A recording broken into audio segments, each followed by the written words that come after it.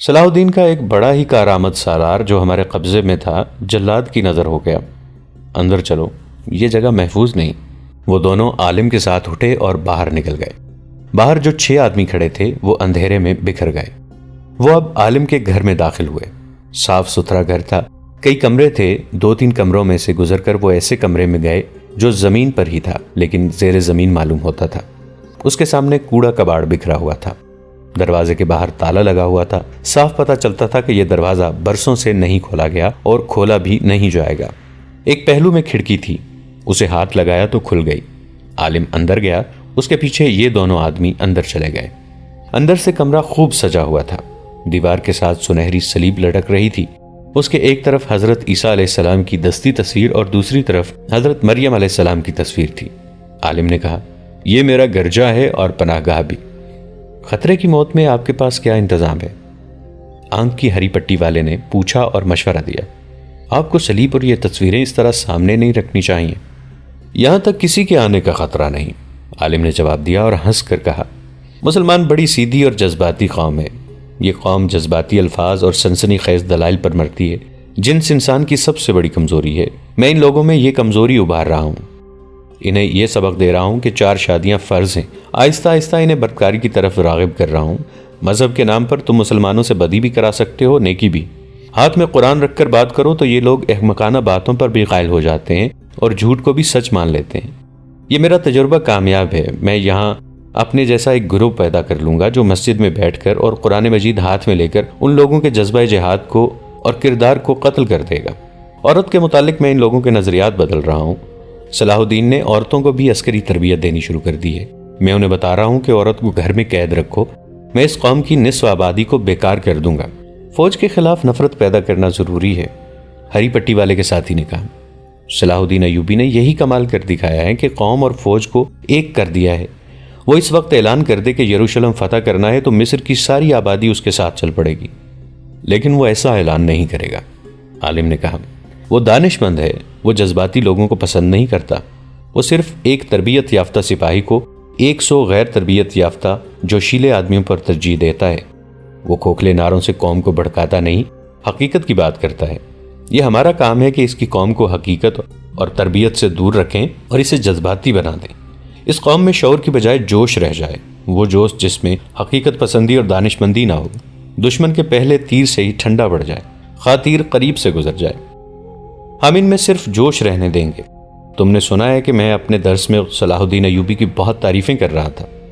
یہ باتیں تو ہم بعد میں کر لیں گے، اس آدمی نے کہا۔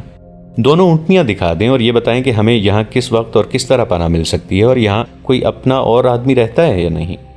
نہیں، عالم نے جواب دیا، یہاں اور کوئی نہیں رہتا۔ ان کے درمیان کوئی شک و شبہ نہیں رہا تھا۔ وہ خفیہ الفاظ میں ایک دوسرے کو پہچان چکے تھے۔ عالم کمرے سے نکل گیا، واپس آیا تو اس کے ساتھ 2 بڑی ہی خوبصورت اور جوان لڑکیاں تھیں۔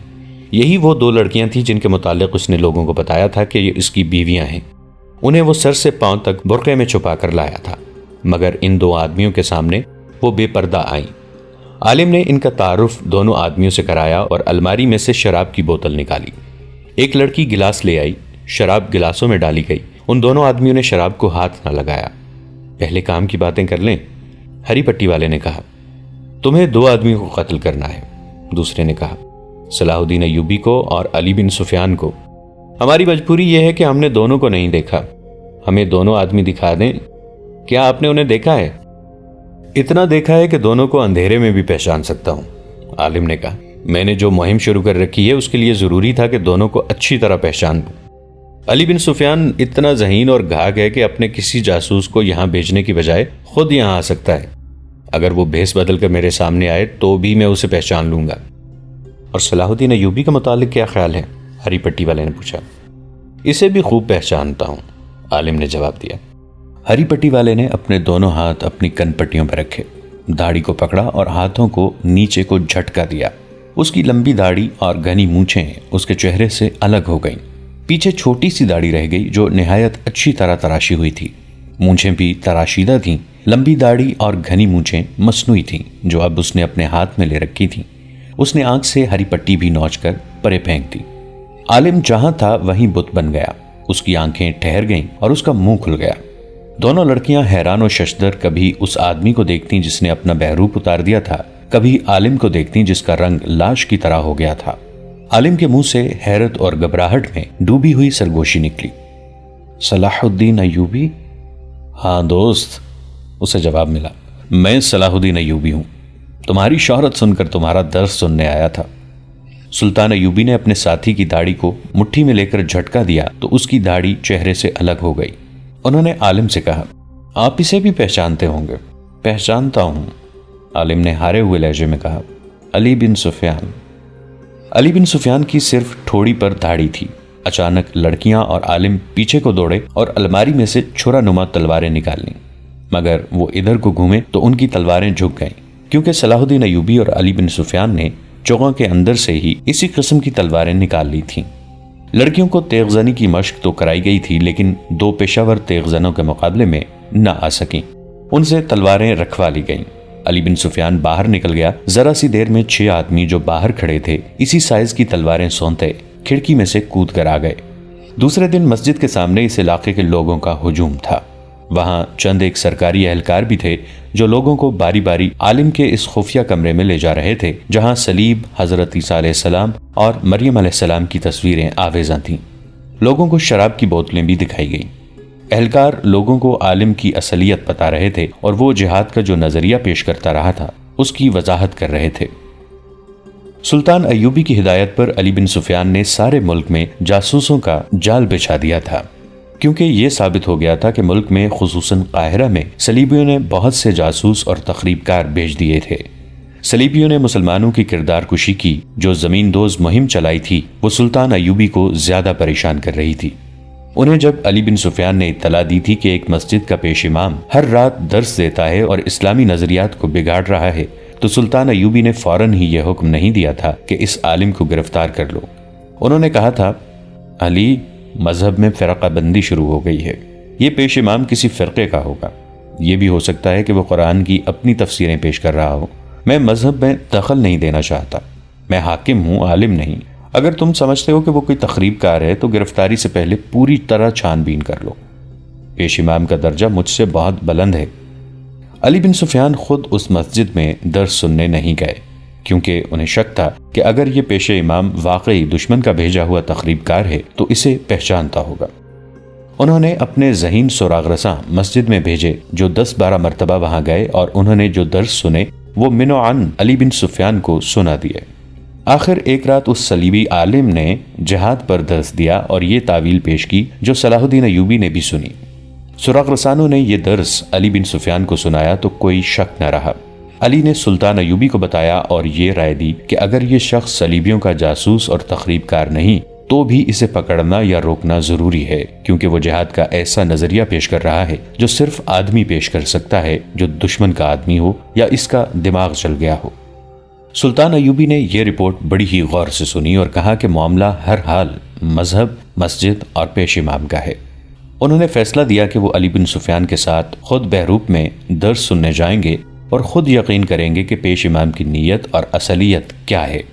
جہاد کے ساتھ حیوانی جذبے کے ذکر نے سلطان ایوبی کے کان کھڑے کر دیے تھے۔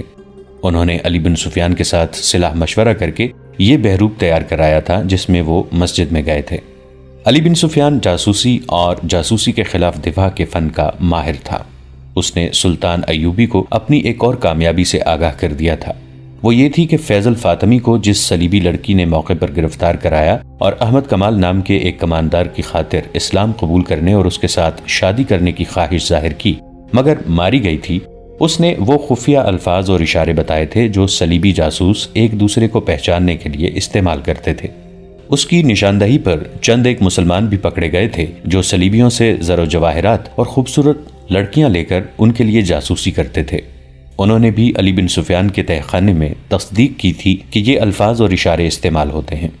اشارے یہ تھے کہ جاسوس جو ایک دوسرے سے پہلی بار ملتے اور ایک دوسرے کے متعلق یقین کرنا چاہتے تھے ان میں سے ایک آسمان کی طرف دیکھ کر کہتا، معلوم نہیں موسم کیسا رہے گا۔ وہ اسی بے پرواہی کے لہجے میں کہتا تھا جیسے یوں ہی اسے موسم کا خیال آ گیا ہو۔ دوسرا کہتا، بارش آئے گی۔ اسے جواب ملتا، آسمان بالکل صاف ہے۔ دوسرا کہتا، ہم گھٹائیں لائیں گے، اور وہ قہقہہ لگاتا تھا۔ قہقہے کی ضرورت یہ ہوتی تھی کہ یہ مکالمہ کوئی اور سن لے یا دوسرا آدمی جاسوس نہ ہو تو وہ یہ سمجھے کہ اس آدمی نے مذاق کیا ہے۔ علی بن سفیان کو بتایا گیا تھا کہ یہ خفیہ مکالمہ اس وقت بدلا جائے گا جب یہ ظاہر ہو جائے گا۔ دوسری بات جو علی نے معلوم کی تھی وہ یہ تھی کہ جاسوس ایک دوسرے کو اپنا نام نہیں بتاتے۔ ان کا ہیڈ کوارٹر فلسطین کا ایک قصبہ شوبک تھا جو ایک قلعہ تھا۔ یہ صلیبیوں کا جاسوسی کا مرکز تھا۔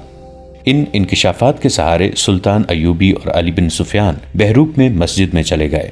انہوں نے جہاد کے درس کی خواہش ظاہر کی تو عالم نے خواہش پوری کر دی۔ پھر وہ اس کے پاس اکیلے رہ گئے اور ان خفیہ مکالموں نے عالم کو بے نقاب کر دیا۔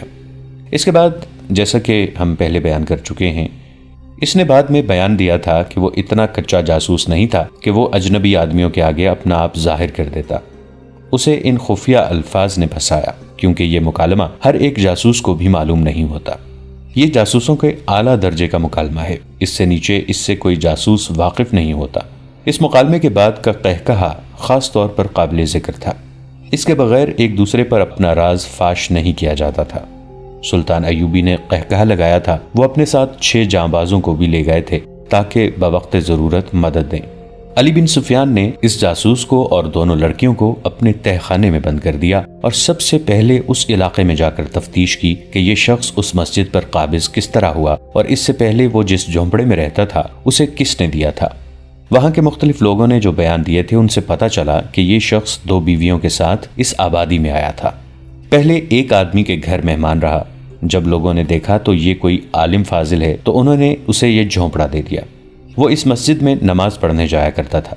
وہاں بہت مدت سے ایک پیش امام تھا۔ یہ شخص پیش امام کا مرید بن گیا۔ 15-16 روز بعد پیش امام نے مسجد ہی میں پیٹ کے درد کی شکایت کی۔ یہ شکایت اتنی تیزی سے بڑھی کہ اس کے بعد پیش امام مسجد میں نہ آ سکا۔ حکیموں نے گھر جا کر دیکھا، دوائیاں دیں، مگر وہ تیسرے روز مر گیا۔ اس کے بعد اس عالم نے لوگوں سے بات کر کے مسجد سنبھال لی۔ اس نے ایسا تاثر پیدا کیا کہ لوگ اس کے عقیدت مند ہو گئے اور اس کی ضرورت کے مطابق اسے مکان دے دیا۔ علی بن سفیان کے پوچھنے پر لوگوں نے انہیں بتایا کہ انہوں نے کئی بار اس شخص کو پیش امام کے لیے کھانا لے جاتے دیکھا تھا۔ علی بن سفیان جان گیا کہ پیش امام کو اس آدمی نے زہر دیا ہے اور اسے راستے سے ہٹا کر مسجد پر قبضہ کیا تھا۔ اس جاسوسی کے گھر کی تلاشی میں بہت سے ہتھیار برآمد ہوئے جو مختلف جگہوں میں چھپائے ہوئے تھے۔ وہاں سے زہر بھی برآمد ہوا۔ وہ ایک کتے کو دیا گیا تو کتا 3 دن بے چین رہا اور گرتا اور اٹھتا رہا۔ تیسرے دن شام کے بعد کتا مر گیا۔ علی بن سفیان نے اپنی تفتیش سلطان ایوبی کے آگے رکھی تو سلطان نے اسے کہا، ان تینوں کو قید میں خوب پریشان کرو اور انہیں خوفزدہ کیے رکھو، لیکن میں انہیں جلاد کے حوالے نہیں کروں گا اور انہیں قید میں بھی نہیں ڈالوں گا۔ پھر آپ کیا کریں گے؟ علی بن سفیان نے پوچھا۔ میں انہیں حفاظت اور عزت سے واپس بھیج دوں گا۔ علی بن سفیان نے حیرت زدہ ہو کر سلطان ایوبی کے منہ کی طرف دیکھا۔ سلطان نے کہا، میں ایک جوا کھیلنا چاہتا ہوں علی، ابھی مجھ سے کچھ نہ پوچھنا، میں سوچ رہا ہوں کہ یہ بازی لگاؤں یا نہیں۔ انہوں نے ذرا توقف سے کہا، کل دوپہر کے کھانے کے بعد نائب سالاروں، مشیروں، اعلیٰ کمانداروں اور انتظامیہ کے ہر شعبے کے سربراہ کو میرے پاس لے آنا، تمہاری موجودگی بھی ضروری ہے۔ علی بن سفیان نے اس رات پہلی بار اس عالم سے تفتیش کی، لیکن وہ بڑا سخت آدمی نکلا۔ اس نے کہا، غور سے میری بات سن لو علی بن سفیان، ہم دونوں ایک ہی میدان کے سپاہی ہیں۔ تم میرے ملک میں کبھی پکڑے گئے تو مجھے امید ہے کہ تم جان دے دو گے، اپنے ملک اور اپنے قوم کو دھوکہ نہیں دو گے۔ تم یہی توقع مجھ سے رکھو، مجھے معلوم ہے میرا انجام کیا ہوگا۔ اگر میں تمہیں وہ ساری باتیں بتا دوں جو تم مجھ سے پوچھنا چاہتے ہو تو بھی تم لوگ مجھے بخشو گے نہیں۔ مجھے اس تہہ خانے میں مرنا ہے، خواہ تم جلاد سے مرواؤ اور خواہ اذیت میں ڈال کر مار دو، پھر میں کیوں اپنی قوم کو دھوکہ دوں؟ مجھے امید ہے کہ تم اپنا ارادہ بدل دو گے۔ علی بن سفیان نے کہا، کیا تم ان 2 لڑکیوں کی عزت بچانے کی خاطر یہ پسند نہیں کرو گے کہ میں جو پوچھ رہا ہوں وہ مجھے بتا دو؟ کیسی عزت؟ اس نے جواب دیا، ان لڑکیوں کے پاس صرف حسن اور ناز نخرے ہیں، یا وہ استادی ہے جس سے وہ پتھروں کو بھی موم کر لیتی ہیں۔ ان کے پاس عزت نام کی کوئی چیز نہیں رہی۔ یہی تو انہیں سکھایا جاتا ہے کہ اپنی عزت سے دستبردار ہو جاؤ۔ ہم لوگ اپنی جان اور عزت بہت دور پھینکاتے ہیں۔ تم ان لڑکیوں کے ساتھ جیسا بھی سلوک کرنا چاہتے ہو کر لو، انہیں میرے سامنے ذلیل کر لو، میں تمہیں کچھ نہیں بتاؤں گا، لڑکیاں بھی تمہیں کچھ نہیں بتائیں گی۔ جاسوس لڑکیوں کو ہم سزائے موت دے دیا کرتے ہیں، انہیں ذلیل نہیں کیا کرتے۔ علی بن سفیان نے کہا، ہمارا مذہب عورت کو اذیت میں ڈالنے کی ہمیں اجازت نہیں دیتا۔ میرے دوست، جاسوس نے کہا، تم پیار کا حربہ استعمال کرو یا اذیت کا، ہم میں سے کوئی بھی ان ساتھیوں کی نشاندہی نہیں کرے گا جو تمہاری سلطنت کی جڑوں میں بیٹھے ہوئے ہیں۔ تم نے لڑکیوں کے ساتھ اچھا سلوک کرنے کا وعدہ کیا ہے، میں اس کے عوض تمہیں یہ بتا دیتا ہوں کہ یہ میری اور تمہاری جنگ نہیں، یہ صلیب اور چاند تارے کی جنگ ہے۔ میں ان معمولی سے جاسوسوں میں سے نہیں ہوں جو ادھر کی خبریں ادھر بھیجتے اور تمہارے آئندہ کے ارادے معلوم کرتے رہتے ہیں۔ اس شعبے میں میرا رتبہ بہت اونچا ہے، میں عالم ہوں، اپنے مذہب کا مطالعہ اتنا ہی گہرا کیا ہے جتنا تمہارے مذہب کا، انجیل اور قرآن کی تہ تک پہنچا ہوں۔ میں اعتراف کرتا ہوں کہ تمہارا مذہب بہتر اور سادہ ہے، یہ ہر انسان کا مذہب ہے جس میں کوئی پیچیدگی نہیں، اس کی مقبولیت کی وجہ بھی یہی ہے۔ مگر میں تمہیں یہ بھی بتا دینا چاہتا ہوں کہ تمہارے دشمنوں نے تمہارے مذہب کی اصلیت کو بگاڑ دیا ہے تاکہ اس کی مقبولیت ختم ہو جائے۔ یہودیوں نے مسلمان علماء کے بھیس میں اس میں بے بنیاد روایات شامل کر دی ہیں۔ اسلام توہمات کے خلاف تھا، مگر اس وقت سب سے زیادہ توہم پرست مسلمان ہیں۔ میں نے چاند گرہن اور سورج گرہن کے وقت مسلمانوں کو سجدے کرتے اور نذرانے دیتے دیکھا ہے، اور ایسی کئی ایک بدعتیں تمہارے مذہب میں شامل کر دی ہیں۔ ہم ایک لمبی مدت سے تمہارے اصل نظریات کو بگاڑ رہے ہیں کیونکہ ہم جانتے ہیں کہ دنیا میں صرف دو مذہب رہ جائیں گے، ایک عیسائیت اور دوسرا اسلام، اور یہ دونوں اس وقت تک مارکا آرا رہیں گے جب تک کہ دونوں میں سے ایک ختم نہیں ہو جاتا۔ کسی بھی مذہب کو تیروں اور تلواروں سے ختم نہیں کیا جا سکتا، کسی مذہب کو تبلیغ سے بھی ختم نہیں کیا جا سکتا۔ اس کا یہی ایک طریقہ ہے جو میں نے اختیار کیا تھا۔ میں تمہیں یہ بتا دیتا ہوں کہ اس مہم میں میں اکیلا نہیں، پورا ایک گروہ تمہارے نظریات پر حملہ آور ہوا ہے۔ علی بن سفیان اس کے سامنے ٹہل رہا تھا اور اس کی باتیں غور سے سن رہا تھا۔ اس نے عالم جاسوس کے پاؤں میں بیڑیاں اور ہاتھوں میں ہتکڑیاں ڈال رکھی تھی۔ اس کا ارادہ تو یہ تھا کہ اس جاسوس کو بھی ہر جاسوس کی طرح اذیتوں کے اسی مرحلے میں سے گزارے گا جہاں کسی بھی لمحے جاسوس سارے راز اگل دیتے ہیں۔ لیکن اس نے قید خانے کے ایک محافظ کو بلا کر اس آدمی کی بیڑیاں اور ہتکڑیاں کھلوا دیں اور اس کے لیے پانی اور کھانا منگوایا۔ اس نے کہا، میرے اس سلوک کو اگلوانے کا حربہ نہ سمجھنا، ہم عالموں کی قدر کیا کرتے ہیں، خواہ کسی بھی مذہب کے ہوں۔ میں تم سے کچھ نہیں پوچھوں گا، جو کچھ بتانا پسند کرتے ہو بتا دو، اور میں تمہاری قدر کرتا ہوں علی۔ عالم جاسوس نے کہا، میں نے تمہاری بہت تعریف سنی ہے، تم میں فن کا کمال بھی ہے اور جذبے کی حرارت بھی۔ تمہارے لیے سب سے بڑا اعزاز اور کیا ہو سکتا ہے کہ صلیبی بادشاہ تمہیں قتل کرانا چاہتے ہیں؟ اس کا مطلب یہ ہے کہ تم صلاح الدین ایوبی اور نور الدین زنگی کے ہم پلہ ہو۔ میں تمہیں بتا رہا تھا کہ میں نے علم سے یہ حاصل کیا ہے کہ کسی قوم کی تہذیب و تمدن اور مذہب کو بگاڑ دو تو فوجوں کے حملے اور جنگ و جدل کی ضرورت باقی نہیں رہتی۔ کسی قوم کو مارنا ہو تو اس میں جنسی آگ بھڑکا دو۔ یقین آئے تو اپنے مسلمان حکمرانوں کی حالت دیکھ لو۔ تمہارے رسول نے کہا تھا کہ نفس کو مارو، کہ یہی تباہی کی جڑ ہے۔ تمہاری قوم نے کب اس پر عمل کیا؟ رسول کی زندگی تک یہودیوں نے اپنے حسین لڑکیوں سے تمہاری قوم کو بھڑکایا۔ آج تمہاری قوم نفس کی غلام ہو گئی ہے۔ تم میں جس کے پاس دولت آ جاتی ہے وہ سب سے پہلے حرم کو عورتوں سے بھرتا ہے۔ ہر مسلمان خواہ وہ غریب ہی ہو 4 بیویاں ضرور رکھنا چاہتا ہے۔ یہودیوں نے مولویوں کے روپ میں تمہارے نظریات میں جنسیت ڈال دی ہے۔ اگر اپنے رسول کی ہدایت پر مسلمان امر پیرا رہتے تو میں یقین سے کہتا ہوں کہ آج دنیا کا 3/4 حصہ مسلمان ہوتا، مگر اب حال یہ ہے 3/4 مسلمان برائے نام مسلمان ہیں، اور تمہاری سلطنت سکڑتی سمٹتی چلی جا رہی ہے۔ دوستو، آج کے لیے اتنا ہی۔ اسی کہانی کی اگلی قسط کے ساتھ بہت جلد حاضر ہوں گے۔ نیچے کامنٹ سیکشن میں اپنی رائے کا اظہار ضرور کیجیے گا۔ ہمارے اس چینل کو سبسکرائب کر کے نیچے موجود بیل آئیکن کو بھی ضرور کلک کیجیے گا۔ اگلی ملاقات تک کے لیے ہمارا اور آپ کا اللہ نگہبان۔